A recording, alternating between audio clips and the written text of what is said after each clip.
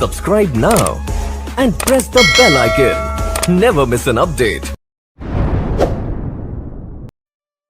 सतगुरु सब कुछ दीन देत कछु ना रहे, हम ही अभागन नार सुख तजी दुख लहे। अब देखिए, गई पिया के महल, ये शरीर किसका है? ये भगवान का घर है। हम लोग आरती में गाते हैं ना रोज, आरती तन मंदिर में कीजिए, तन मंदिर है। ये बाहर में तो हमारे हाथ का बनाया हुआ मंदिर है, ये मंदिर तो भगवान ने बनाया है। नकली मंदिर मस्जिदों में जैसा अफसोस है, कुदरती मस्जिद का साकिन कष्ट उठाने के लिए। ये ईश्वर का मंदिर है, the temple of living God, ईश्वर के रहने का ये दिव्य मंदिर है। इसमें रास्ता भी बना हुआ है तो सब शरीर में भगवान, लेकिन सब शरीर में रास्ता नहीं है। इस मानव तन में रास्ता भी बना हुआ, उसे वो कहते हैं मोक्ष का मार्ग, साधन धाम मोक्ष कर द्वारा।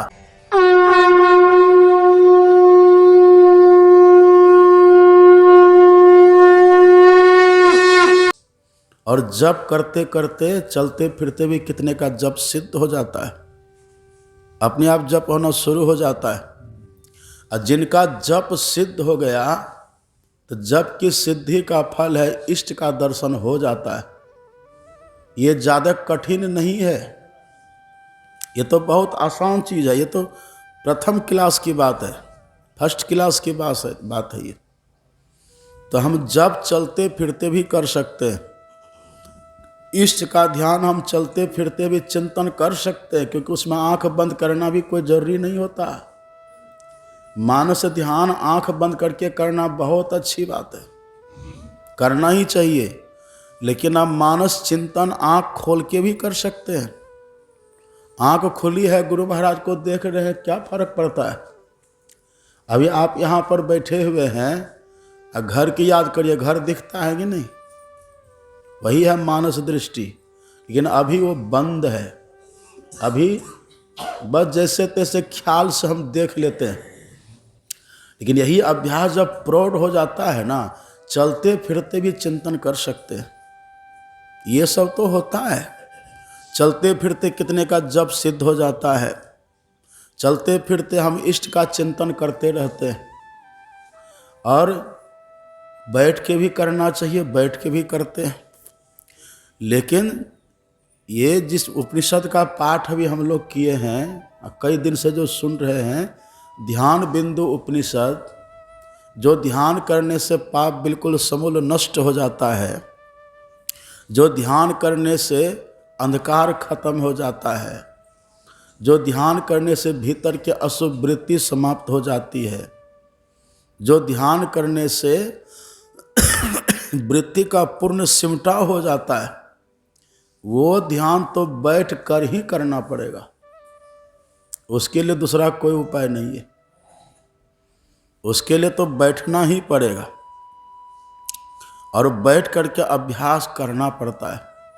इसलिए राधा स्वामी साहब कहते हैं, है कुछ रहनी गहनी की बाता, अब बैठा रहे चला पुनि जाता। जो इस ध्यान में बैठते हैं वो भीतर ही भीतर यात्रा करते हैं। चलते ने बाट न पाई, अब बैठे ने रास्ता काटा। तो जो ध्यान से हम अंधकार से प्रकाश में जाएंगे, जो ध्यान करने से पाप समूल नष्ट होता है, उसके लिए सबसे पहले हमको बैठना पड़ेगा। और कैसे बैठेंगे, शरीर को कैसे रखना है, गला को कैसे रखना है, माथा को कैसे रखना है, ये सब बात का खुलासा दीक्षा के समय होता है। उस समय इसका पूर्ण खुलासा होता है। लेकिन अभी बस इतना ही कहते हैं कि सीधागर मस्तक को सीधा करके बैठिए। धरगर मस्तक हमारा सीधा हो, हम सीधा होकर के बैठे और स्थिर होकर के बैठे, शांत होकर के हम बैठे, तब वो ध्यान करें।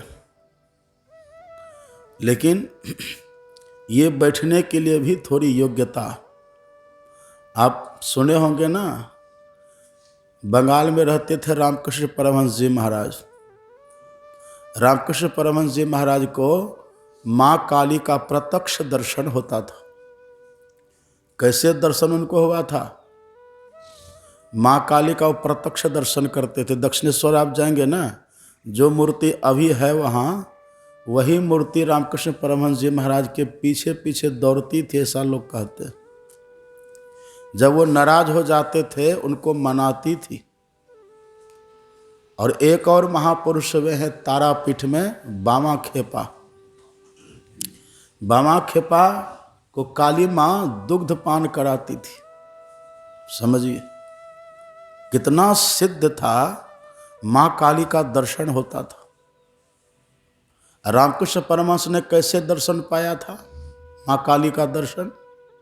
दक्षिणेश्वर में जहाँ रहते थे, मंदिर में पूजा करते थे ना वे, तो मंदिर से थोड़ी दूर हट करके वहाँ पंचवटी एक स्थान था। रामकृष्ण परमहंस जी महाराज मंदिर में काली माँ की आरती कर लेते थे। जो संग फूकना था, घंटी बजाना था, आरती दिखाना था, वो दिखा लेते थे। भोग लगा लेते थे माँ काली को। रासमणी ने जो बनाया था मंदिर, भोग लगा लेते थे। और तब काली माँ को प्रणाम करके चले जाते थे पंचवटी। पंचवटी में सुबह से लेकर के शाम तक बैठे रहते थे और आंख बंद नहीं करते थे, आंख खुली रखते थे और कहते थे कि माँ दर्शन दो। वो दर्शन की कामना लेकर के आंख खोल करके बैठे रहते थे। शाम जैसे होती थी, घंटी जैसे मंदिर में उधर बजती थी, रामकृष्ण परमहंस जी कहते थे कि माँ आज दिन भर बीत गया, सुबह में बैठा था, शाम हो गई, अब तुम्हारे मंदिर में वहाँ पर घंटी बजनी शुरू हो गई है, हमको जाना पड़ेगा, अब तक तूने दर्शन नहीं दिया, आज का भी दिन मेरा व्यर्थ चला गया। और पश्चाताप करते हुए तब वहाँ से मंदिर जाते थे, आज का दिन व्यर्थ हो गया। फिर वहाँ पूजा कर लेते थे, माँ काली की आराधना कर लेते थे। जो फल मूल कंद फूल चढ़ाना था भोग लगा देते थे, आरती कर लेते थे। अब फिर आरती करके उसी पंचवटी में चले जाते थे। फिर रात भर वहाँ बैठते थे, आँख खोल करके माँ का दर्शन होगा, किधर से माँ आएगी, प्रतीक्षा में रहते थे माँ का दर्शन। बस एक ही कामना भीतर में थी कि माँ का दर्शन कैसे हो। शाम में आते थे, सुबह तक बैठते थे, और सुबह फिर जब उधर घंटी बजती थी मंदिर में, फिर वो कहते थे माँ आज की रात भी मेरी व्यर्थ चली गई, रात भर में तुम्हारे नाम पर जगा लेकिन तूने दर्शन नहीं दिया, ये रात भी मेरी व्यर्थ चली गई। अब फिर जाते थे। ऐसे 6 महीना तक किए। देखिए कितना करना पड़ता है। एक व्यक्ति ने हमको फोन किया, ये थोड़े दिन पहले की बात। उसके घर में 2 लोग हैं, एक है संत मत का सत्संगी और एक है काली माँ के भक्त। तो काली माँ के जो भक्त है ना, वो सत्संगी से कहते रहते तुमको कुछ मिला अभी तक, कुछ दिखाई पड़ा अभी तक? तो वो तो सीधे साधे कहा कि देखिए हम तो जप ध्यान करते हैं, जो हमको दीक्षा में कहा है करने के लिए वो हम करते रहते, जप ध्यान करते रहते हैं। तो वो कहता है कि अभी तक कुछ मिला? हमको तो मिल गया। वो काली के उपासक है, हमको तो मिल गया। अब उस सत्संगी को जो कहते हैं कि तुमको कुछ मिला, तो वो हमको फ़ोन लगा देते हैं, कहते बाबा कुछ करिए ना, हमको तो परेशान करता है घर में, कुछ करिए ना, हमको भी कुछ दिख जाए, कुछ झलक हम देख लें, हमको भी कुछ अच्छा लगे, ताकि हम भी कह सके कि हाँ हमको भी कुछ मिला है, आप कुछ ऐसा करिए ना।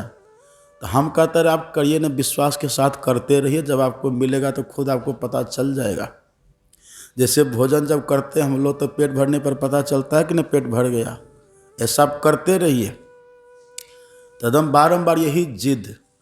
उसका फोन आते रहता, फोन देख के हम डर जाते हैं। अब इसको क्या कहेंगे। जो कहा था हमको काली माँ का दर्शन हुआ है, वो बीच बीच में मांस भी खा लेता है। तो हम कहते हैं कि क्या इसको हुआ, तो वही जाने।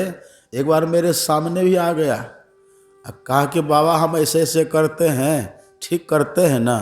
तो हम बोले कि देखिए, हम तो आपको नहीं कहेंगे, लेकिन हम आपको भगवान की वाणी सुनाते हैं, हम आपको संत की वाणी सुनाते हैं। आप मिलाइए, आप जो करते हैं वो उससे मिलता है कि नहीं। अपने मन से कुछ करिएगा तो आपको भले लगता है, मन मोदक से भूख बुझा लीजिए, लेकिन अपने मन से कुछ करिएगा, मन गढ़ंत बात करिएगा, और आप फिर कहिए कि कुछ हमको मिलता है, तो मन मोदक आपका है। ऐसे में कुछ नहीं मिलता, भले आप भ्रांति कुछ पाल लीजिए, वो अलग बात है। काली माँ का जो भक्त रामकृष्ण परमहंस जी, वो सब ज्यादा हो गए। रात भर ये बैठे रहते थे आंख खोल करके कि माँ का दर्शन कब हो। दिन भर बैठे रहते थे, 6 महीना इनको लगा है। और आप दीक्षा भी नहीं ली, आपको भेद का भी पता नहीं है, और आपको मिल गया। सबसे पहले तो आप जब बैठे ना आसन लगा करके, आसन आपका गलत है, यह आसन आपका गलत है, आपका विधि विधान गलत है। कैसे कहते हैं। तो वो जब जाने लगा तो कहा कि प्रसाद कुछ दीजिए। तो हम भोजन कर रहे थे तो जूठे दे दिए, तो वो खा भी लिए। अब खा लिए, अब बाद में जब वो कुछ उसको जो होता था, वो जब नहीं होने लगा, कहता है बेकारे खा लिए। तो जब हमको ये बात कहा, तो हमने कहा कि देखिए, हम तो कोई साधक संत नहीं है, ये बात हम नहीं है ऐसा, लेकिन यदि मेरा जूठा खाने से आपको जो होता था ना, वो अगर नहीं हो रहा तो समझ आपको लाभ हो गया। कौन भूत प्रेत का आप दर्शन करते थे, भूत खेल होता था, वो आना रुक गया तो कम लाभ आप समझते हैं। ये भूत खेल आपका रुक गया, ये ढंग, ये तरीका नहीं है। यदि ये सब दर्शन होगा तो आपका चेहरा बदल जाएगा, आपकी आकृति बदल जाएगी, आपका व्यवहार बदल जाएगा। आप तुनक मिजाज बने हैं, मांस खाते हैं, मछली खाते हैं, और आपको माँ का दर्शन होता है। ये कैसे संभव है। अब लोग उदाहरण देते बामा खेपा का, उदाहरण देते रामकृष्ण परमहंस का। ये सब तो अपवाद है, ये सब अपवाद है। ये लोग अवतारी पुरुष है, ये अलग बात है। लेकिन आप ऐसे, आप जानते ना, जैसा खावे अन्न वैसा होवे मन। अन्न का असर पड़ता है। यहाँ तो अपने यहाँ पहले कहते खान पान को प्रथम संहारो, रस रस सब अवगुण को मारो। यहाँ तक खान पान को पहले सुधार करना पड़ता है। खान पान को सुधार किए बिना कोई सोचे कि हम कुछ कर लेंगे, संभव नहीं। और यदि कुछ होगा भी तो वही सब होगा, ये नुकसान है। तो जब करेंगे, ध्यान करेंगे, ये बहुत करना पड़ता है। रोज हम लोग पाठ करते हैं ना, गुरु जाप मानस ध्यान मानस कीजिए दृढ़ साध कर। बड़ी दृढ़ता पूर्वक करना पड़ता है, पहले तुरंत नहीं होता। ध्रुव जी महाराज को जब दर्शन हो गया ना 6 महीना में, ध्रुव जी को 6 महीना में भगवान का दर्शन हुआ। मधुबन में रहते थे, जमुना जी के तट पर एक वृक्ष के नीचे बैठ करके वो भजन करते थे ध्रुव जी। तो 6 महीना में उनको दर्शन हुआ, ध्रुव जी महाराज को। 6 महीना में जब दर्शन उनको हुआ तो वो कृतकृत हो गए। तो वहाँ और सब जो महात्मा रहते थे, अन्य जो महात्मा रहते थे, उनके मन में हुआ कि भगवान भी पक्षपात करते हैं। ध्रुव राजा का बेटा था, राजकुमार था, इनको 6 महीना में दर्शन दे दिए। ये बच्चा था, 6 महीना में दर्शन दे दिए। हम यहाँ कब से लगे हुए हैं, बचपन से लगते लगते जवानी बीत गई, बुढ़ापा आ गया, लेकिन अभी तक हमको कुछ हुआ नहीं। और ध्रुव जी को मात्र 6 महीना में दर्शन। ये तो भगवान भी मुंह देखा करते हैं। अब भगवान तो सबके मन की बात जानते हैं। आप पढ़िएगा, महापुरुष सुनाते हैं, भगवान सबके मन की बात जानते हैं। भगवान ने देखा ये महात्मा सब दोषारोपण कर रहे हैं, और ध्रुव को जो मात्र 6 महीना में दर्शन हुआ है, इनके भीतर ईर्ष्या का भाव, इनके भीतर मेरे प्रति दोषारोपण का भाव। तो भगवान ने कहा इसको थोड़ा बोध देना चाहिए, इनको शिक्षा मिलनी चाहिए। तो भगवान ने उन अन्य महात्माओं को शिक्षा देने के लिए एक नाविक का रूप बनाते हैं, खेवैया बन गए। और खेवैया बन करके एक नाव लिए, नदी तो थी ही वहाँ, नदी में नाव लेकर के भगवान जाते हैं, रूप बदल करके जाते हैं, और अन्य महात्माओं से कहते कि देखिए बाबा, हम फलाना सेठ हैं और हम आप लोगों को सेवा करना चाहते हैं।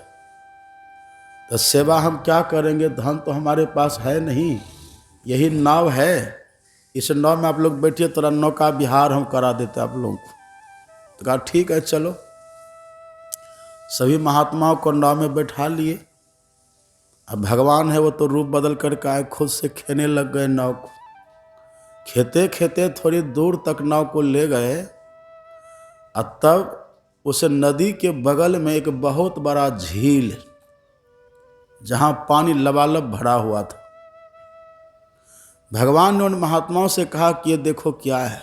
कहे तो तालाब है, झील है, जलाशय है बड़ा सा। कहा जाओ जरा इनके पानी को चखो, चख करके देखो तालाब का पानी कैसा लगता है।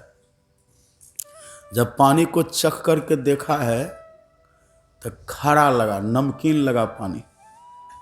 आश्चर्य लगा, कहा कि ये तालाब का पानी तो मीठा होना चाहिए, नमकीन तो समुद्र का पानी होता है,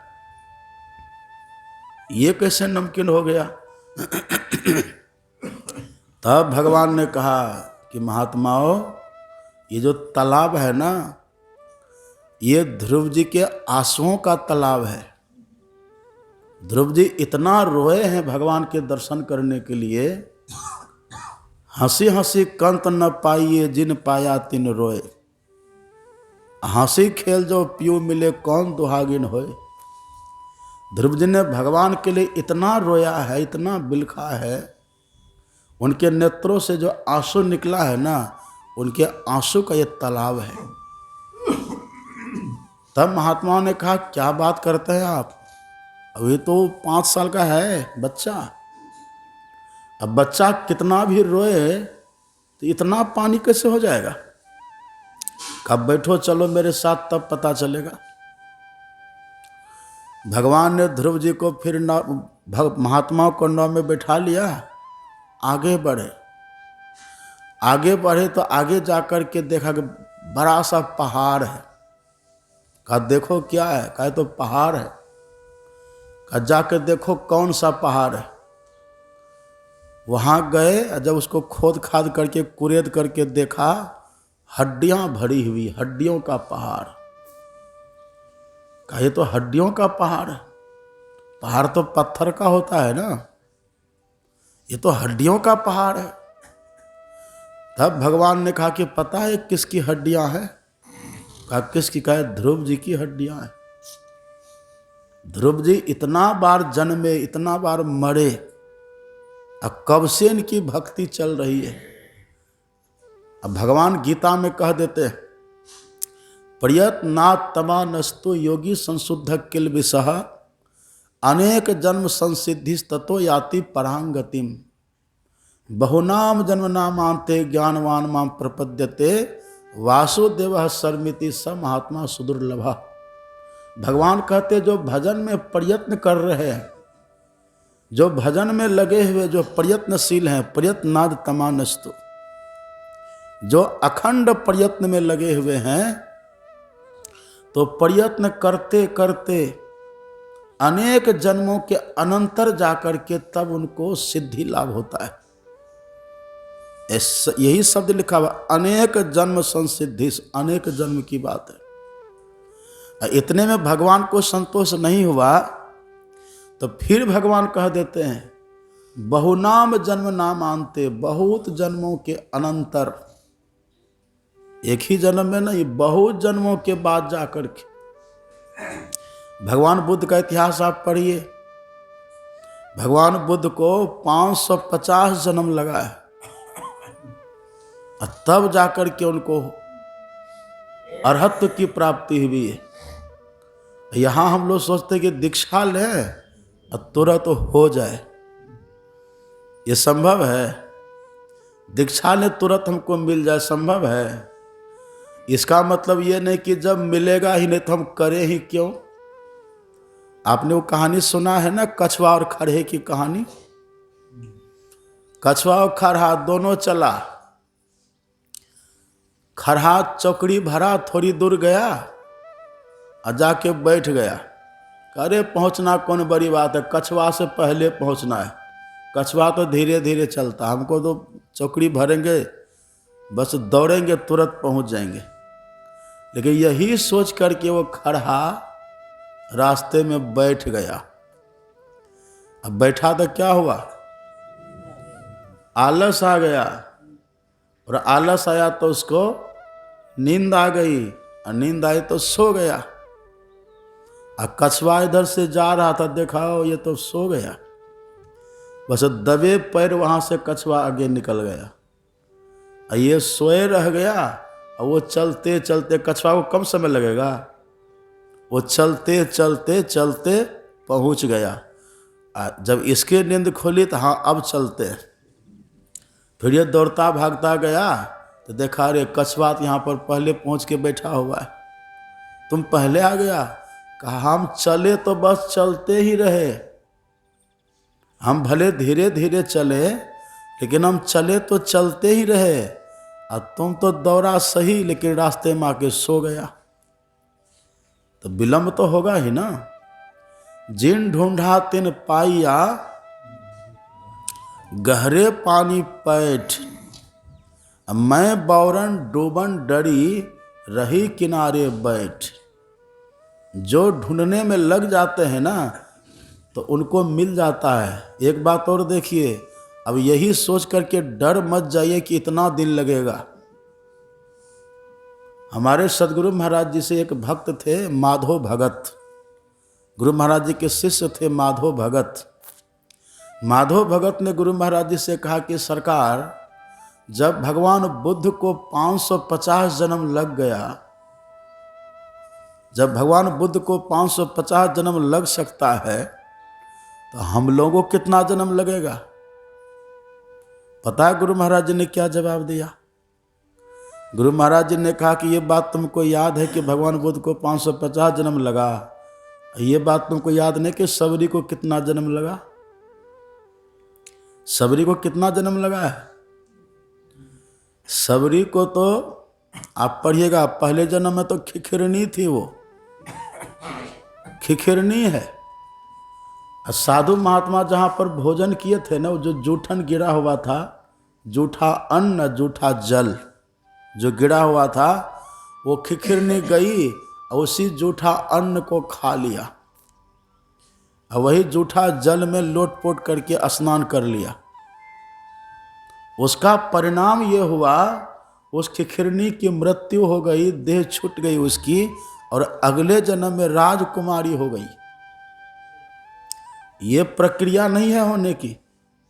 प्रक्रिया तो है कि 84 लाख योनियों में जीव भटकता है, और ऐसा कहते या तो अंतिम में बंदर बनता है, बंदर के बाद मनुष्य, या फिर अंतिम में गाय की योनि मिलती है, फिर उससे मनुष्य बनते। ये 2-4 कथाएं हैं।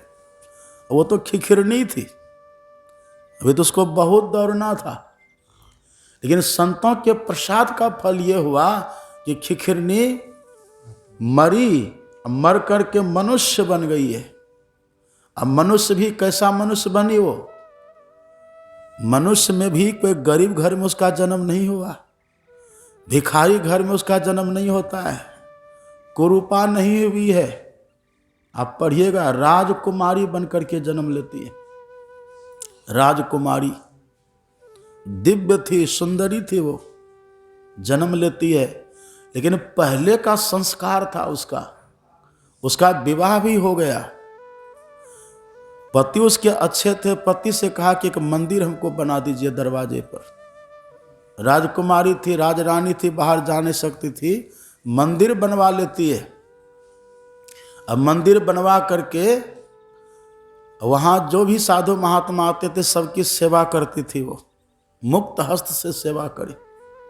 जिनकी जो जरूरत होती थी वो उनको देती थी।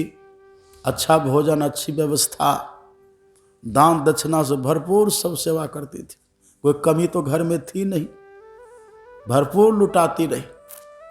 उसी क्रम में एक दिन पहुंचे हुए संत का आगमन हुआ। और संत जब आए तो सेवा करने का स्वभाव था उनका, तो संत की भी सेवा कर देती है। संत सेवा से प्रसन्न हो गए। तब संत ने कहा कि बेटी हम तुमसे बड़े खुश हैं, तुम्हारी जो इच्छा हो ना मांगो वरदान। तब सबरी ने, जो राजकुमारी थी, कहा कि दीजिएगा? कहाँ देंगे। कहा सबसे पहला वरदान आशीर्वाद हमको ये दीजिए कि हम जल्दी से मरे। एक ही जन्म में जिसको मिलता है ना भगवान, उनका देखिए संस्कार कैसा होता है। हमको पहला आशीर्वाद ये दीजिए कि हम पहले जल्दी से मर जाएं। ये देह हमको नहीं चाहिए, हमको जल्दी से मरने का आशीर्वाद दीजिए। कहा इसमें क्या दिक्कत है, इस देह में क्या दिक्कत है? कहा हमको दिक्कत कुछ नहीं है, लेकिन ये देह जो है ना, ये भोग का स्थान हो गया है। ऐसे घर में, ऐसी व्यवस्था में हम हैं, हम चाह के भी कुछ नहीं कर पाते हैं। ये स्थिति इसकी हो गई है। घर में सास है, ससुर है, पति है, बच्चे हैं। किसी के लिए सेवा करो, किसी के लिए कुछ करो, किसी के लिए कुछ करो। ये भोग का भंडार घर हो गया शरीर हमारा। देखिए कल ही की बात है, एक माता जब अपने 2 बच्चा को लेकर के, कल की परसों की बात है, कहा बाबा इसको दीक्षा दिलाना है। हमने कहा ठीक है दिला दीजिए। कहा कब दिलाएं? तो हम बोले सोमवार को दिला दीजिए। कहते बाबा सोमवार को इसका जन्मदिन है। तो हमने कहा अच्छी बात है ना, और जन्मदिन के दिन दीक्षा भी लगा तो बढ़िया ना है। तो उसी में हमारे मुंह से निकल गया कि हम भी जिस दिन मेरा भी जन्म हुआ था ना, उसी दिन दीक्षा भी लिए। अब वो डर गई, कहती तब तो ये भी साधुए बन जाएगा। कहा तब बाबा इसको उस दिन दीक्षा नहीं दिलाएंगे। हम बोले देखिए, हम बोले बेकारे बोल दिए इनको। वो डर गए बेचारे, कहा ये साधुए बन जाएगा, तो आप बन गए तो ये भी बन जाएगा। ये तुरंत मुँह घुमा लिया। कहा कि तब उस दिन नहीं दिलाएंगे दीक्षा बाबा। तब बोले तो ठीक है, तो मंगलवार को दिला दीजिएगा। कहा मंगलवार ठीक है। फिर 1 घंटा के बाद आती है, फिर कहते बाबा इसका जन्मदिन है अप्रैल में। इतना अभी यही ना चल रहा है, जनवरी है ना, तो कोई बात नहीं सोमवार को ले लेगा। कितना देखिए डरता है आदमी, चाहता इसी जन्म में दर्शन भी हो। देखिए माता सबरी को कहा हम मर जाए, ये जो शरीर हमारा है ना ये मरे, हम मर करके अगला जो हमारा जन्म हो, सबसे पहले तो गरीब घर में जन्म हो, गरीब घर में, और हम कुरूपा हो जाएं। ऐसा कोई वरदान मांगेगा? एक जगह तो हम गए सत्संग करने के लिए, हम सुनाते, आप लोगों को भी सुनाए होंगे कई बार, और सही बात है, हम बनावटी थोड़ा, अब कहानी है तो थोड़ा बना देते हैं, लेकिन घटना सत्य है। एक जगह गए सत्संग करने के लिए, तो एक बूढ़ी माता अपने पोता को लेकर के आई। पोता लेकर के आई प्रणाम करने के लिए, तो अपना तो प्रणाम कर लिया, अब पोता से कहती है प्रणाम करो। और उसको सिखाया था नहीं पहले, सीधे मेरे पास लेकर कहा प्रणाम करो। तो बच्चा कभी मेरा मुंह देखे, कभी दादी का मुंह देखे, प्रणाम करे ही नहीं। तो उसकी बुढ़िया दादी कहती है उसकी कि बेटा प्रणाम करो, बाबा है। तो प्रणाम करे ही नहीं, वो पता ही नहीं था, बच्चा था ना। फिर बुढ़िया कहते अरे प्रणाम करो ना, साधु है। तब भी प्रणाम नहीं किया। अरे प्रणाम करो, संत है। अब हम चौंके, अरे ये बूढ़ी माता अपने पोता को प्रणाम करवाने के लिए हमको संत की उपाधि दे दिया। बाबा तक तो ठीक थे, साधु तक ठीक थे, संत कह दिया। हम कुछ नहीं बोले। फिर बूढ़ी कहते बेटा प्रणाम करो, देवता है। हम बोले जीते में देवता बना दिए। तब भी बच्चा प्रणाम नहीं किया। फिर बूढ़ी कहते बेटा प्रणाम करो, भगवान है। तब हमको नहीं रहा गया। तब बोले माता जी एक बात आप बताइए, सच सच बोलिएगा, हम भगवान हैं? कहा बाबा क्या बात करते, आप साक्षात भगवान हैं। तो बोले भगवान लग रहे हैं? कहा हाँ एकदम भगवान लग रहे हैं। तो बोले एक बात करिए माता जी, आपका जो पोता है ना ये हमको दीजिए, इसको भी हम भगवान ही बना देते हैं। अब जैसे कहा दीजिए भगवान बना देते, तुरंत बच्चा का हाथ पकड़ा, झटक के पीछे किया ऐसे। कहा नहीं बाबा एक ही है। एक ही है। अब इतनी रक्षा की भी चिंता है, इतना भीतर में चल भी रहा है कि कैसे क्या होगा, लेकिन चाहते किसी जन्म में कल्याण भी हो जाए। कैसे संभव है? हमारे गुरु महाराज जी ने कहा कि जानते सबरी के लिए, सबरी को एक जन्म में भगवान मिल गए। पहला जन्म, पहले तो वो खिखिरनी थी, राजकुमारी बनी। जब भजन करने के लिए जब कमर कस करके लगी है ना, पहले का मांगा हुआ हमको दीजिए, जल्दी से मरें, कुरूपा हो जाए, गरीब घर में जन्म हो, नीच कुल खानदान हो, ऐसा कोई वरदान मांगेंगे? कोई नहीं मांगेंगे वरदान। अब वरदान तो मांगना छोड़ दीजिए। यदि कभी काल ऐसा लगे कि इस कर्म से अशुभ होगा, लोग कितना दुखी होते हैं, कैसे होगा? अब माता सबरी जब जन्म ले ली ना, अगला जब माता सबरी बन करके जन्म लेती है, वो इतनी कुरूपा देखने में थी। हमारे सदगुरु महाराज जी ने कहा है सबरी के लिए, जब सबरी का विवाह हुआ ना, उनके पति जब उसको लेकर के चले जा रहे थे ससुराल, तो रास्ते में देखा नहीं था सबरी का चेहरा, छुपा के रखा था घर के लोग, चेहरा देखा नहीं था सबरी का, वो ढक लिया था चेहरा। तो अभी भी ढकते हैं कि नहीं चेहरा को? अभी भी ढकते हैं। तो अभी ढकने का थोड़ा ढंग अलग है, इतना पॉलिश कर देता है चेहरा पर कि असली रंग ढक जाता है। अब विवाह तो कर देता है, जब बाद में वो रंग धुलता है ना, अरे पहले तो देखने में कैसी लगती, तब कैसी हो गई है, फिर झंझट होता है कि नहीं? तो सबरी माता का चेहरा देखने नहीं दिया था।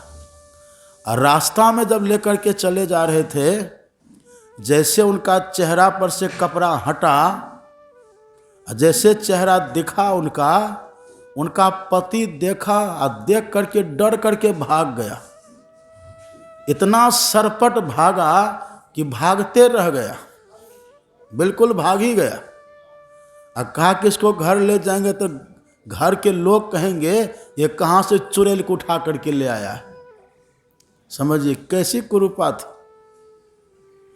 लेकिन वही जब मतंग ऋषि के पास गए हैं माता सबरी, तो मतंग ऋषि के पास सबरी बन करके नहीं गई है। वो ठंड सजते हैं ना लोग, वो सज धज करके नहीं गई। जैसे शूर्पणखा सज धज करके गई थी ना राम के पास, सबरी वैसे नहीं गई है, एकदम बिल्कुल जैसे थी वैसे चली गई। और मतंग ऋषि ने देखा तो मतंग ऋषि ने माता सबरी की देह को नहीं देखा है, मतंग ऋषि ने माता सबरी के श्रृंगार को नहीं देखा है, माता सबरी की आत्मा को निहारा है। अब देख लिया कि ये तो दिव्य संस्कारी है, ये तो पहले का ये गढ़ा हुआ है, ये संस्कार से सिंचित है।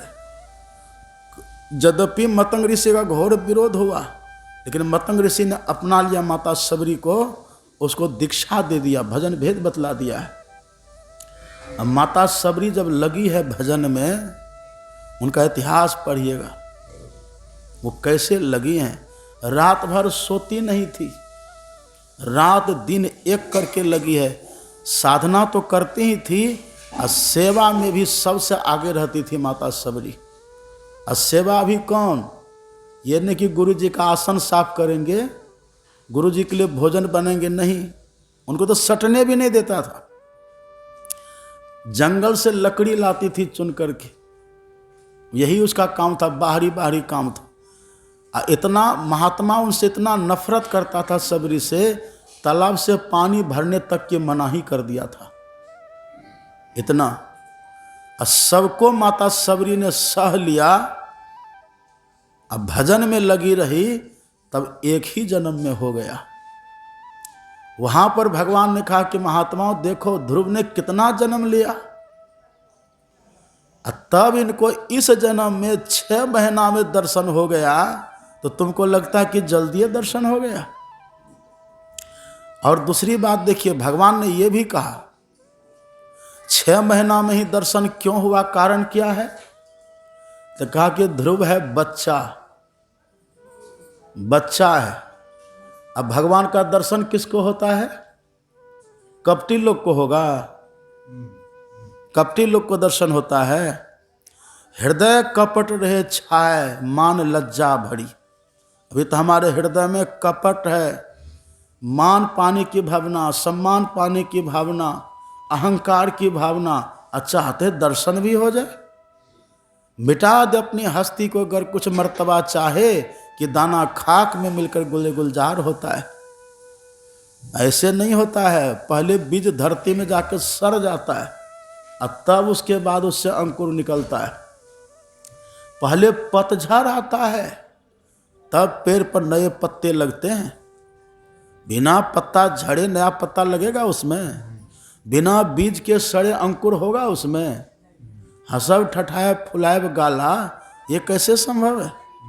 कहा ध्रुव को इसीलिए दर्शन हो गया क्योंकि बचपन में लग गया, छोटी अवस्था में लग गया भजन में। कच्चा बांस को आप झुकाइए, किधरों झुका दीजिएगा, कच्चा बांस को पकड़िए, जिधर मर्जी झुका दीजिए उसको। अब पक्का बांस झुकेगा? कट से टूट जाता है, चरचर करके पक्का बांस टूट जाता है, वो झुकता नहीं है। आपको लिखना हो, कुछ पेज चाहिए, पन्ना चाहिए आपको, तो सादा पन्ना पर नहीं लिखिएगा, अब पहले से लिखा रहेगा तब।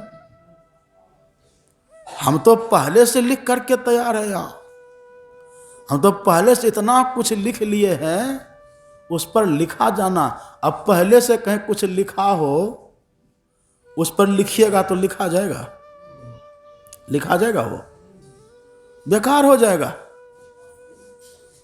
महर्षि दयानंद जब गए थे ना स्वामी बिरजानंद के पास, तो स्वामी बिरजानंद जी महाराज ने, वो तो जन्मांध थे, आंख, ये आंख नहीं थी हम लोगों वाली आंख, लेकिन भीतर की आंख उनकी खुली हुई थी। वो दिव्य दृष्टा महापुरुष थे स्वामी बिरजानंद जी महाराज। जब वहां पर महर्षि दयानंद पहली बार गए, उनके फाटक को खटखटाए, तो भीतर से स्वामी बिरजानंद कहते कौन? तो कहा यही तो हम जानने के लिए आए हैं कि हम कौन हैं। अच्छा ये जानने के लिए आए हो? बोले हाँ। तो अभी तक तुम जो कुछ जाने हो ना, जाओ उसको नर्मदा में पहले भसाओ, तब आना मेरे पास। इसका मतलब क्या? जो जानते हो सबको भूलो, मूर्ख बन जाओ। होशियार बन कर के आओगे तब नहीं जान पाओगे। मूर्ख बन जाओ, कोरा कागज बन जाओ, तब आओगे। कोरा कागज में जो लिखना है लिख दीजिए, आप पहले से लिखा गया है तब लिख पाइएगा। कच्चा बांस को जिधर मर्जी झुका दीजिए, झुक जाएगा। पक्का बांस को झुका पाइएगा? झुका नहीं पाइएगा। आप देखते खेत जो आप करते हैं, खेती करते हैं ना लोग, तो क्या करते हैं? पहले खेत की जुताई करते हैं, पहले खेत की जुताई, कमौनी करते हैं, जुताई करते हैं, फिर उसमें गोबर डालते हैं, खाद डालते हैं, उसको उर्वरा बनाते हैं, तब लगाते हैं फसल, तब न लहलहा जाता है। जाके रोड पर छीड़ दीजिएगा बीज, तब रोड पर धान हो जाएगा? रोड पर गेहूं होगा? संभव है? नहीं होगा। पहले पात्र बनाना पड़ता है, तो पात्र बनने में हमको जन्मों बीत जाता है, पात्र बनने में ही। अभी तब बाहर से सत्संग करते हैं, अब भीतर से बत्संग भी चलता है। ये चलता रहता है, इसीलिए समय लगता है। सतगुरु सब कुछ दिन देत कछु ना रहे, हम ही अभागन नार सुख तजी दुख लहे। वो तो सब कुछ दे रहे। एक आदमी था, कोप्पा घाट में आया, अब महर्षि संत श्री परमहंस जी महाराज थे ही। वो व्यक्ति माइक पकड़ लिया, सत्संग चल रहा था, रविवार का दिन था। अब पूज्यपाद बैठे थे अपने सिंहासन पर, आसन पर प्रवचन करने के लिए। और बड़ा थोड़ा था, मुंह लग्गू टाइप का हो गया था, बंगाल का था, नाम नहीं कहेंगे आपको। वो भी सुन लेगा तो उसको दुख हो जाएगा मन में। अभी है, जिंदा है वो आदमी। माइक पकड़ लिया और तब कहते हैं पूज्यपाद संत शिव जी महाराज से कि आप जो कहते हैं कि सतगुरु सब कुछ दिन, सतगुरु सब कुछ देते हैं, दिखा देते हैं, दर्शन करा देते हैं, तो हम आपसे दीक्षा लिए, हम आपका शिष्य बने, आप तो कुछ दिखाए नहीं। डायरेक्ट कह दिया ऐसे। कैसे कैसे हर थत्थर लोग होते हैं, ढीठ लोग होते हैं, आश्चर्य लगता है। भरी सभा में ऐसे कह दिया। उनको ये पता नहीं था कि संत का मस्तिष्क बैठे हुए हैं। जब पूज्यपाद के सामने माइक दिया तो पूज्यपाद ने कहा, हम तो तुमको दिखा रहे, तुम ही मुंह फेर करके बैठे हुए, तो हम क्या करेंगे? हम तुमको दिखा रहे हैं, हम तुमको दे रहे हैं, और तुम अपना मुंह घुमा लियो, तो हम क्या करेंगे? गुरु मुक्त हो, अपना मुक्त इधर तो करो पहले। तूने अपना मुंह ही घुमा लिया है। वही कबीर साहब कहते हैं, सतगुरु सब कुछ दिन देत कछु ना रहे, हम ही अभागन नार सुख तजी दुख लहे। अब देखिए, गई पिया के महल, ये शरीर किसका है? ये भगवान का घर है। हम लोग आरती में गाते हैं ना रोज, आरती तन मंदिर में कीजिए, तन मंदिर है। ये बाहर में तो हमारे हाथ का बनाया हुआ मंदिर है, ये मंदिर तो भगवान ने बनाया है। नकली मंदिर मस्जिदों में जय सद अफसोस है, कुदरती मस्जिद का साकिन कष्ट उठाने के लिए। ये ईश्वर का मंदिर है, the temple of living God. ईश्वर के रहने का ये दिव्य मंदिर है, शरीर है। इसी में ईश्वर ने कृपा करके हमको 84 लाख से निकाल करके मानव तन में दे दिया कि इसमें रहो और ईश्वर का दर्शन करो। इसमें रास्ता भी बना हुआ है तो सब शरीर में भगवान, लेकिन सब शरीर में रास्ता नहीं है। इस मानव तन में रास्ता भी बना हुआ, उसे वो कहते हैं मोक्ष का मार्ग। साधन धाम मोक्ष कर द्वारा, ये द्वार बना हुआ है। वही कहते कबीर साहब, गई पिया के महल। ये तो पिया का महल है। पिया मतलब ईश्वर। गई पिया के महल, पिए संग ना रची। रची नहीं तो क्या किए? हृदय कपट रहे छाए, मान लज्जा भरी। अब कपट को दूर करने के लिए जन्मों लगेगा। मान सम्मान पाने की भावना को दूर करने के लिए जन्मों लगेगा। इसलिए कबीर साहब कहते हैं, अहंग अग्नि हृदय जरे, अब गुरु से चाहे मान, तिनको यम न्योता दिया हो हमरे मेहमान। हमारे गुरु महाराज कहते हैं, आप पढ़िए पदावली। हमारे गुरु महाराज कहते हैं, गुरु सेवा गुरु पूजा करना, अनट बनट कछु मन नहीं धरना। अहंकार से सब कुछ बिन से, सो उनसे कभू करियो नाही, मीठी बोल बोलियो उनसे। अहंकार से सब कुछ बिन से, सो उनसे कभू करियो नाही, नाही तो रही हो भव ही माही। दीक्षा लेकर के भी भव ही माही रहिए, सत्संगी बन करके भी भव ही माही रहिए, हम साधु बन करके भी भव ही माही रहेंगे। कैसे होगा? भगवान ने कहा ध्रुव है ना, ये बच्चा है। अब बच्चा को कपट होता है। एक वकील साहब थे, उसका छोटा सा बच्चा घर में, 2-4 साल का बच्चा रहा होगा। वकील साहब का कोई मित्र था, वो मिलने के लिए आया वकील साहब से। दरवाजे पर से आवाज लगाते, वकील साहब घर में है क्या? वकील साहब थे घरे में, सुनिएगा ध्यान से, वकील साहब थे घरे में। और छोटका बच्चा से, जो बच्चा था 2-4 साल का छोटा, कहा बेटा जा कह दो पापा घर में नहीं है, उससे मिलना उलना हमको नहीं है, जाओ कह दो। तो वकील को क्या पता कि ये क्या कहेगा, तो कह दिया, सोचा यही कहेगा जाके। बच्चा कहा अंकल पापा ने कहा कि जाके कह दो मिलना जुलना नहीं है। जो सुना था सुना दिया। अब वहां हम रहते तब वो तो कल ही गए। झूठ पर झूठ बोलते। और आपको पता है एक बार झूठ बोलने से 40 दिन तक के भजन का रस खत्म होता है। एक बार झूठ बोलने से।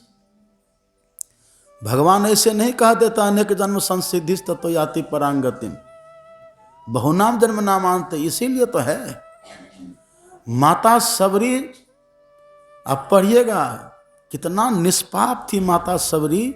उनका जब विवाह हो रहा था ना, तो घर में भील जाती थे ना उनके घर वाले। उनके विवाह में बहुत से जंगली जानवर को लाया था पकड़ के, कत्ल करके भोज करने के लिए, काटने के लिए। जंगली जानवर लाया था, हिरन था, क्या क्या जानवर सबको लाया था। झुंड का झुंड पकड़ करके घेरा दे के सबको बांध के रखा था, घेरा दे करके रखा था। सबरी ने देखा ये सबको बांध करके रखा है। किसी से पूछा ये क्या करेगा इसका? कहा तुम्हारा विवाह है ना, भोज होगा इसी का। सबरी कांप गई। सबरी छुप करके गई और सबका रस्सी खोल दिया, सबको भगा दिया। महापुरुष ऐसी कथा सुनाते कहते हैं जितना जानवर था ना, आप ये जानवर को भले लोग क्या कहते हैं जानवर को? लोग जानवर को कह देते मुक प्राणी। मुक प्राणी, मुक मतलब कुछ बोल नहीं सकता है, कुछ बोलता नहीं है, लेकिन हृदय तो उनको भी है, दया उनके भीतर में। किसी ब्याई हुई गाय के बच्चे को जाकर पकड़िए, पेट फाड़ देगा। वो सब जानवर, ऐसा महापुरुष कहते हैं, भागते भागते आशीर्वाद दिया कि बेटी जैसे तूने आज मुझे मुक्त किया है ना, ऐसे एक दिन तू भी मुक्ति को पाएगी। आशीर्वाद दे दिया। श्री सद्गुरु महाराज की जय। अब भागवत में आप पढ़िएगा, पुरंजन की कथा भागवत में पढ़िए, प्राचीन बढ़ी की कथा भागवत में सुनाते हम, पढ़िएगा। उसमें प्राचीन बढ़ी इतने प्राणियों का कत्ल किया था। नारद जी जब आए ना, तो नारद जी ने कहा कि क्या कर रहे हो? कहा हम यज्ञ करते हैं। कहा प्राणियों की बलि दे रहे हो? कह रहे हो यज्ञ कर रहे? अरे भगवान के नाम पर हम दे रहे हैं। नारद जी ने कहा मत ऐसा करो, बहुत दुर्दशा होगी तुम्हारी। कहा जा जा, बड़ा सिखाने चले, ज्ञान देने चले। हम भगवान का भजन नहीं, ये भक्ति है मेरी, पूजा है। तब नारद जी ने कहा नहीं मानेगा, मैं तुमको दिखा दूं तुम्हारे साथ क्या होने वाला है। कहा दिखाओ। प्राचीन बढ़ी को नारद जी ने दिव्य दृष्टि दे दी थोड़ी देर के लिए। कहा देखो अब ऊपर। जैसे देखा तो जिस जिस प्राणियों को किसने बलि दी थी ना, वो सब के सब वहाँ प्रतीक्षा कर रहा था, आओ हम तुम्हारा बदला लेंगे। कोई सिंह हिला रहा था, कोई जीव लपलपा रहा था, कोई मिमिया रहा था, कोई गर्जना कर रहा था, आओ जल्दी मेरे पास। देख करके कांप गया है प्राचीन बढ़ी। और वो करना तब छोड़ दिया है। तो उसको भी है समझ है, वो भी समझता है। माता सबरी देखिए निरीह प्राणियों, उनकी जो रक्षा उन्होंने की है, तब देखिए कितना संजोग लगा है। एक तो हमारा भीतर निष्कपट निश्चल निर्मल मन जन सो मोहि पावा, मोहि कपट छल छिद्र न भावा। यही हटाने में हमको जन्मों लग जाता है, बहुत समय लगता है। यही समय, यही पात्रता आते आते बहुत समय लगता है। और तब जाकर के हम सफल होते हैं, तब सफलता मिलती है। रामकृष्ण परमहंस को 6 महीना के बाद माँ काली का दर्शन हुआ। माँ काली का जब रामकृष्ण परमहंस को दर्शन हुआ है, आंख उनकी बंद ही नहीं होती थी। उन्होंने कहा कि माँ तूने दर्शन तो दिया, लेकिन एक रोग लगा करके दर्शन दिया, आंख बंद ही नहीं होती है। इतना माँ का दर्शन करने के लिए वो आंख खोल करके रात दिन 6 महीना तक रहे। ये प्रसंग सुनाते महापुरुष। लेकिन आप पढ़िएगा, पंजाब के पटियाला शहर से चल करके आए तोतापुरी जी महाराज। तोतापुरी जी आए, वहां दक्षिणेश्वर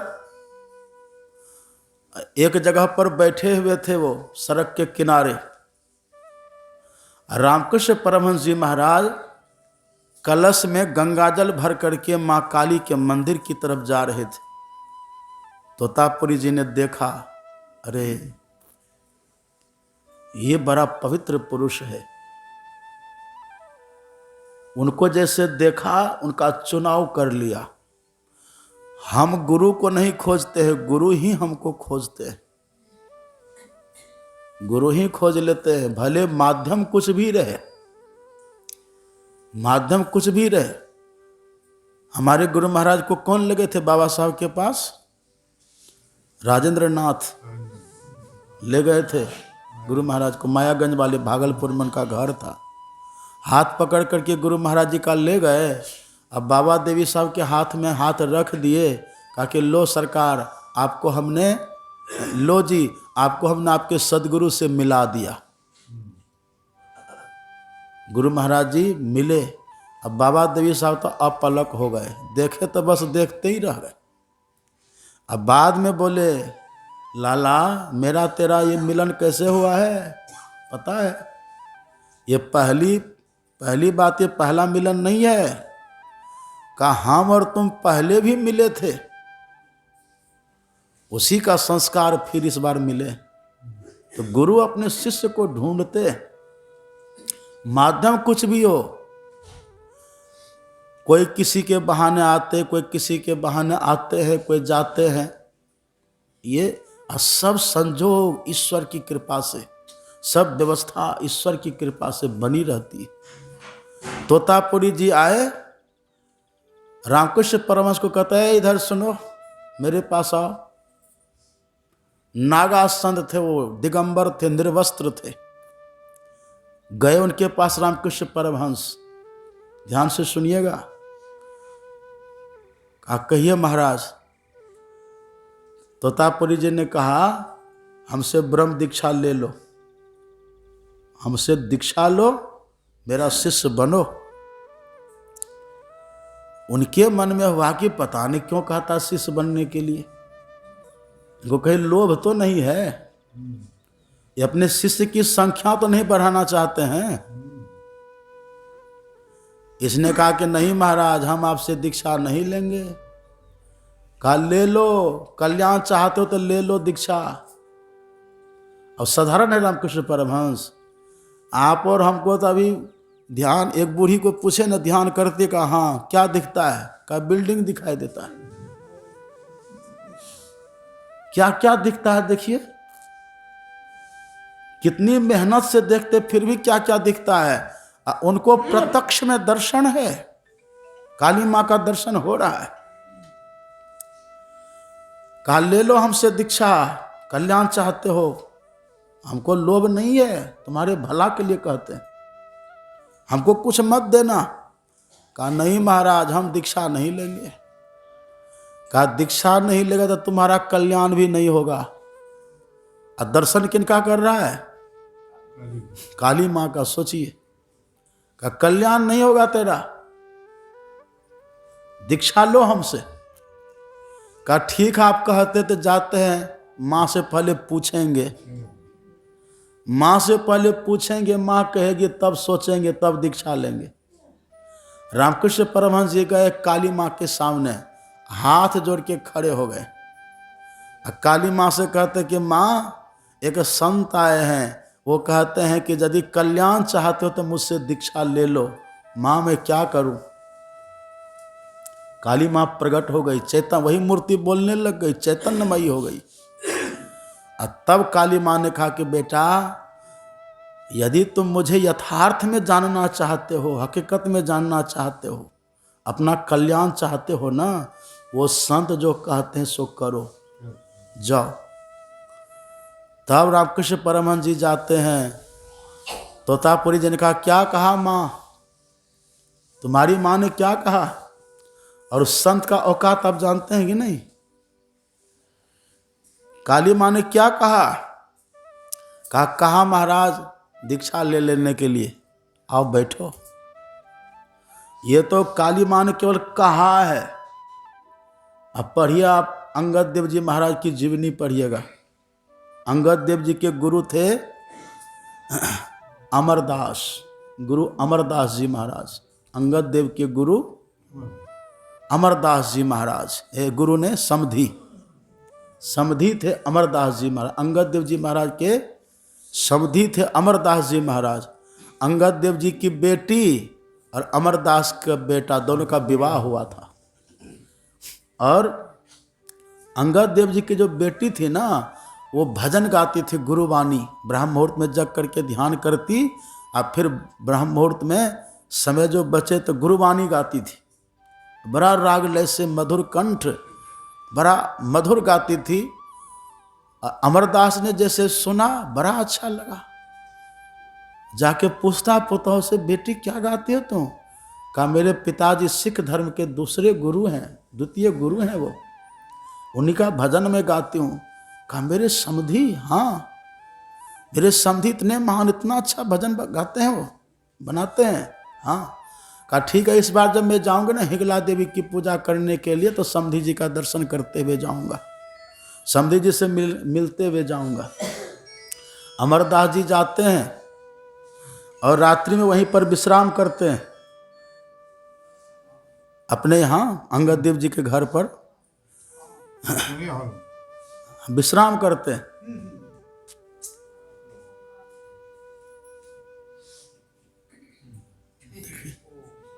जैसे बच्चा को नहीं कंठ लगाते हैं, ऐसे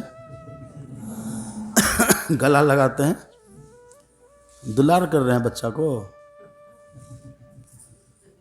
क्या कह रहे थे हम? मेरा जो मोबाइल है ना, 10 फोन से कम नहीं आता प्रवचन के समय, हम साइलेंट कर देते हैं। कोई रहे हम नहीं सुनते हैं फोन। यहाँ जब रूम में जाएंगे ना, तब देखते हैं कौन कौन फोन किया है, और तब निकाल करके हम सबसे बात कर लेते हैं, जो आवश्यक दिखता है तब बात कर लेते हैं।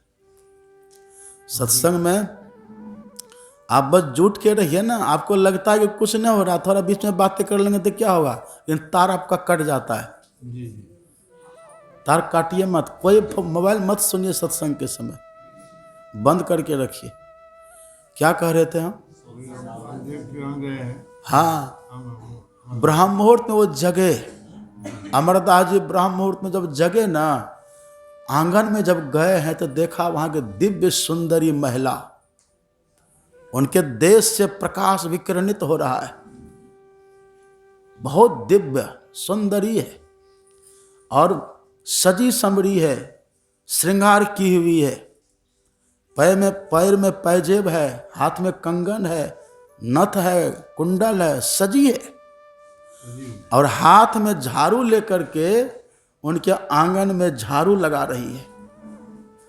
अंगद अमरदास जी कहते ये कौन है, इतनी अच्छी झाड़ू लगा रही है। अमरदास जी जाते हैं और देखिए सब खेला था अंगद देव जी महाराज का। संत दयाल दया जब करई, कोटि भेद जीव निस्तरई। संत कैसे किन पर कृपा करते हैं, वो उन्हीं का है। कहा कौन हो तुम देवी? पहली बार में तो कुछ नहीं बोली, ये हाथ जोड़े खड़े, कौन है आप, कौन झाड़ू, इतनी रात को आप झाड़ू लगा रहे हैं? जब कई बार पूछा तब वो कहती है कि तुम जिनकी पूजा करने जा रहे हो ना, वही हूं मैं, हिंगला देवी हूं मैं। अब जैसे कहा हिंगला देवी हूं मैं, वो चरणों में गिरा, और जैसे गिरा देखा तो कहीं कुछ नहीं है। अरे ये क्या था? तब उनको पता चला कि मेरे समधी जी कैसे हैं। तब पहले तो बराबर में बैठते थे, तब जो गए समधी के पास, अंगद देव जी महाराज के पास, तो नीचे बैठे। अंगद देव जी कहते रहे समधी जी ऊपर बैठिए। कहा कि समधी नहीं, आज से मैं आपका सेवक, आप मेरे स्वामी, मैं आपका सेवक, आप मेरे गुरु और मैं आपका शिष्य। और दीक्षा लिए, बूढ़ापा में दीक्षा लिए। अब बूढ़ा में दीक्षा लेकर के ऐसा भजन किए अमरदास जी कि तीसरा गुरु वही बन गए। अब पहले पूजा किनकी कर रहे थे? हिंगला देवी। हिंगले देवी ने कहा कि जिनकी तुम पूजा करने जा रहे हो ना, वही हूं मैं। यहां काली मां कहती है जाओ उनसे दीक्षा लो, वे जैसा कहते हैं वैसा करो। यदि तुम हमको जानना चाहते हो तो वे जैसा कहते वैसा करो, तभी तेरा कल्याण है। जाकर के दीक्षा लेते हैं। दीक्षा क्या दीक्षा लिए? यही बिंदु ध्यान जो पाठ चल रहा है ना भी, ध्यान बिंदु उपनिषद, यही बिंदु ध्यान कैसे करें, ब्रह्म दीक्षा क्या है, यही ब्रह्म दीक्षा। दृष्टियों की साधना कहिए या फिर बिंदु ध्यान कहिए, यही दीक्षा रामकृष्ण परमहंस जी महाराज को तोतापुरी जी ने बताई। अब बता करके कहा बैठो ध्यान करो। ध्यान करने के लिए बैठे, आंख जैसे बंद करे, माँ काली मुस्कुराती हुई सामने आ जाए। आंख खोल दिए, अरे आंख क्या खोल दिया, बंद कर। फिर बैठे, फिर आंख खोले, आंख क्या खोलता जी, ध्यान करो। जहां हमने कहा जैसे देखने के लिए 12 अंगुल की दूरी पर एक दृष्टि बना करके ठीक से देखो वहां, तो वो कहे कि हो ही नहीं रहा है। तब तोतापुरी जी ने क्या क्या बनावटी क्रोध किए। संत को क्रोध आता नहीं, लेकिन शिष्य का कल्याण करने के लिए वो क्रोध को धारण करते हैं। बनावटी क्रोध किए। पहले तो कहा कि भगाओ भूतनी को, हटाओ सामने से, जो मैंने कहा वो करो। कहा कि महाराज जैसे मैं बैठता हूं ध्यान करने के लिए, मां सामने आ जाती है। कहा हटाओ उनको, नहीं हटती है। एक वहीं पर कांच का टुकड़ा था, कांच का टुकड़ा उठाए, इतना क्रोध में भरे। वहां हम रहते तो क्या करते, महात्मा ही कसाई है ये, कांच उठा के मारेगा क्या, भागो भागो, पहले भाग जाते। कांच उठाए, क्रोध से तिलमिला गए। कहा बैठो ध्यान करो। आंख फिर बंद किए, फिर खोल दिए। वही जो कांच का टुकड़ा था ना, लिया है यहाँ पर एकदम सीधे में, यहीं पर भोंक दिए, बोले यहाँ ध्यान करो। अब जैसे वहाँ दर्द हुआ तो ध्यान चला गया दर्द पर, दर्द वाली जगह पर ध्यान चला गया। ऊपर से उधर से गुरु की कृपा हुई, उधर से गुरु की कृपा और इधर से काली माँ के दर्शन से पवित्रता, पहले का संस्कार और गुरु की कृपा। बस जैसे ध्यान लगाया, उनका ध्यान तुरंत लग गया। उनका ध्यान जैसे लगा ना, आप पढ़िएगा, 3 दिन तक वो बैठे रह गए। 3 दिन तक एक आसन से। तोतापुरी भी क्या किए, उनको बैठा दिए, रूम में ताला मार के चाबी लेके चले गए घूमने के लिए, बैठे रहो, ताला मार के चले गए। 3 दिन के बाद जब आए, ताला जब खोले तो देखा जैसे उस दिन बैठा था वैसे अब तक के बैठे हुए हैं। उनको उठाए और तब कहा कि बेटा, जो मैंने 40 साल में पाया था ना, वो तूने 3 दिन में पा लिया है। यही है गुरु की कृपा, यही है बिंदु ध्यान। मिल तो गया 3 दिन में, उसके पहले देखे आंख खराब हो गई, 6 महीना तक सोए नहीं, कितना कितना कष्ट झेले। अब बचपन से लगे, इसका मतलब उनका पहले जन्म का संस्कार है। इतनी जब मेहनत किए तब उनका ध्यान लगा है। युकिको फिजुता का नाम सुने? कहाँ की रहने वाली थी? जापान की रहने वाली। सपना में उनको गुरु महाराज दर्शन दिए, सपना में। वो कभी देखी थी गुरु महाराज को? कभी नहीं देखी थी। उनके सपना में जाके प्रकट होते हैं, उनको जगाते हैं गुरु महाराज, सपना में दर्शन देते हैं। और दर्शन भी कैसे? दिव्य दर्शन। समुद्र है और समुद्र के जल से गुरु महाराज जी दिव्य रूप में निकल रहे हैं। ये किको फिजिता ने देखा, और देखा यद्यपि सपना था वो, लेकिन वही सपना उनके भीतर ऐसा विश्वास पैदा किया, उसके भीतर को झकझोर दिया। अब उनको लगा कि नहीं, इनका दर्शन हमको करना, इनकी खोज करनी चाहिए। तो खोज करने के लिए कहाँ जाएं? उनको पता था ऋषियों की धरती है भारत। भारत आ गई, जापान से चली भारत आई गुरु महाराज को खोजने के लिए। भारत में भी पूरा उत्तर से दक्षिण और पूर्व से पश्चिम, पूरा हर आश्रम में, हर तीर्थ में, हर क्षेत्र में गई वो, सब जगह गई ढूंढने के लिए। अंतिम में ढूंढते ढूंढते आती है यहाँ मुंगेर योग विद्यालय है, वहाँ स्वामी सत्यानंद जी महाराज थे, बड़े दिव्य महापुरुष थे वो भी, उनका भी आश्रम है वहाँ। बड़े विद्वान थे, विदेश तक उनकी सफ़र होती थी। वो वहीं थे वो। उनको जब उसने देखा युकिको फिजिता ने, तो महात्मा तो अच्छे ही थे, लेकिन उनको संतोष नहीं हुआ। गुरु खींच रहे हैं ना, संतोष उनको नहीं हुआ। तब उन्हीं से वो पूछती है कि महाराज जी, इस क्षेत्र में और कोई संत हैं? तब कहा हाँ, एक और संत हैं, और वो मेरे माता पिता के समान है, उनको मैं माता पिता मानता हूँ। एक और संत हैं, वो भागलपुर कुप्पा घाट में रहते हैं, महर्षि में ही परमहंस जी महाराज, जाओ तुम वहाँ। फिर वो आती है कुप्पा घाट, और संजोग से कुप्पा घाट में गुरु महाराज जी थे नहीं, श्रीनगर में उस समय अखिल भारतीय होने वाला था, वहाँ चले गए थे। और गुरु महाराज जी का चित्र टंगा हुआ था, और चित्र भी कौन टंगा हुआ था? चित्र भी वही टंगा हुआ था जो उसने सपना में देखा था। सब लीला गुरु महाराज की थी। चित्र भी वही जो उसने सपना में देखा था। जैसे उसने उस चित्र को देखा, युकिको फिजिता ने वहीं साष्टांग हो गई और कहा, मिल गए, इन्हीं को तो मैंने सपना में देखा था। गदगद हो गई, कहाँ है ये? वहाँ है। गई वहाँ, गुरु महाराज जी ने देखा, कहा यहाँ दीक्षा नहीं देंगे, चलो वहीं कुप्पा घाट। कुप्पा घाट वो फिर आती है, और गुरु महाराज ने को दीक्षा दिए, और दीक्षा लेकर के वो बैठी। अब पहले ही सिटिंग में, पहली बैठक में दीक्षा के बाद जो बैठी है ना, 3 घंटा तक बैठी थी, 3 घंटा। और रहने वाली कहाँ की है? भारत की नहीं थी वो। भारत में तो लोग बैठते भी हैं, जापानी तो भूत के जैसे नाचते रहते धन के पीछे, उनके पैर में बैठना कहाँ लिखा है। वो जब पहली बार बैठी है, ऐसी कृपा। कृपा क्यों हो गई?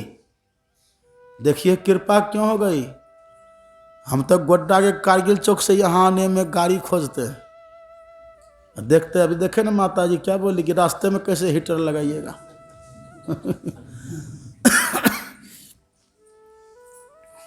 वो देखिए, इसीलिए जितना बड़ा त्याग उतनी सफलता, जैसा समर्पण वैसी सफलता, जैसी श्रद्धा वैसी सफलता, जैसा प्रेम वैसी सफलता, जैसी साधना, जैसी भक्ति वैसी सफलता। बैठी तो पहली बार में 3 घंटा बैठी रह गई। ऐसा स्वाद उनको भीतर में मिला, परम स्वाद सबहि जो निरंतर अमित तोष उपजावे। भीतर में ऐसा स्वाद मिला, बैठी तो बैठी रह गई। और 3 घंटा के बाद जगी, गुरु महाराज के पास गई प्रणाम करने। गुरु महाराज जी मुस्कुराए, कैसा लगा? उसने कहा, very easy and very hard. Japan से आई थी ना, तो ऐसा कुछ उनको दिए, निहाल हो गई। कहा महाराज जी था तो बड़ा अच्छा, लेकिन कठिन भी बड़ा है, पर आपकी कृपा से बड़ा सरल हो गया। गुरु संत दयाल दया जो करई कोटि भेद जीव निस्तरई, दाता सतगुरु धन्य धन्य जो राह लखा देते। धन्य धन्य हो गए। ये तो यूकी को फिजता उधर की थी ना। एक थे नाथनगर के खलील साहब, मुसलमान थे, सुने नाम उनका? खलील साहब थे नाथनगर, बस ख़त्म कर देंगे। खलील साहब थे नाथनगर के। उनका संस्कार था पहले से, पर मुस्लिम कुल में उसका जन्म हो गया था, मुसलमान था बेचारा। गुरु महाराज से बड़े प्रभावित थे। गुरु महाराज से कहते थे दीक्षा लेंगे, पर जल्दी उनको दिए नहीं। कहते थे तुम्हारे समाज का ये नियम है, तुम दीक्षा लोगे सब तुमसे नफरत करेगा। तो बहुत आग्रह किया तो गुरु महाराज जी बोले ठीक है आओ। उनको गुरु महाराज जी दीक्षा दिए, और दीक्षा दे करके जब वो ध्यान किए हैं, उसी समय कुछ ऐसा कर दिए, क्योंकि ऐसे कट्टर समाज से कट कर के आया था। हिम्मत तो देखिए, आप जानते हैं उनकी कट्टरता कैसी होती है। सीधे सूली पर चढ़ा देता, अभी भी कत्ल कर देता है। उन लोगों में ऐसा इतनी कड़ाई है। उसको सबको ताक पर रख करके, सबको दरकिनार करके वो गुरु महाराज के पास आए। कितनी हिम्मत उसको रही होगी सोचिए। गए, कहा ठीक है बैठो। दीक्षा लिए, दीक्षा लेकर के ध्यान किए। उसी समय चमत्कार कर दिए गुरु महाराज जी। वहां से उठ करके जब वो उधर गए, लोगों ने पूछा कहाँ गए थे, क्या किया? तब उसने कहा क्या होता है उजू किए से, क्या मस्जिद में जाने से, क्या होता है नमाज पढ़कर सिर को वहाँ झुकाने से, किया न जिसने इश्क जहाँ में उठाना हाथ जमाने से, जीते जी नहीं मिला खुदा तो मिलेगा क्या मर जाने से। इसी सबब से मेरे दिल में 8 पहर यह मस्ती है, लाख इबादत से बढ़कर दुनिया में हुस्न परस्ती है। जिसमें देखा उसी में पाया है यह तीर निशाने से, अजब मजा पाया है मैंने आंखों में आंख मिलाने से। अजब मजा पाया है मैंने पा लिया। ये जो तुम नमाज पढ़ते फिरते हो क्या मिलेगा इससे? लोग चिढ़ा उससे। फिर गुरु महाराज उसको दे दिए थे पूंजी, वो हिला नहीं सकता है। लेकिन कुछ लोग धूर्त थे, एक दिन खाने के लिए बैठे तो धोखे से उनको मांस खिला दिए। मांस खिला दिए, अब वो डर के मारे गुरु महाराज के पास नहीं जाते थे। तो गुरु महाराज जी खुद उनको बुलवाए। अब बुलवा के बोले कि बेटा तूने खुद से थोड़े खाया है, तुम्हारे साथ किसी ने धोखा की, धूर्तता किया है, उसको पाप लगेगा, तुमको कुछ नहीं होगा, तुम आते जाते रहो। ऐसे करते हैं गुरु। इतनी हिम्मत हो, इतनी साहस हो। ये को फिजा ताजे से हिम्मत, साहस, त्याग। खलील साहब ऐसे साहस, और रामकृष्ण परमहंस कैसे वो तपस्या, त्याग। तब होता है बिंदु ध्यान, तब मिलती है सफलता। तो डर मत जाइए आप, डरने की जरूरत नहीं है। सफलता तो बाद में मिलेगी।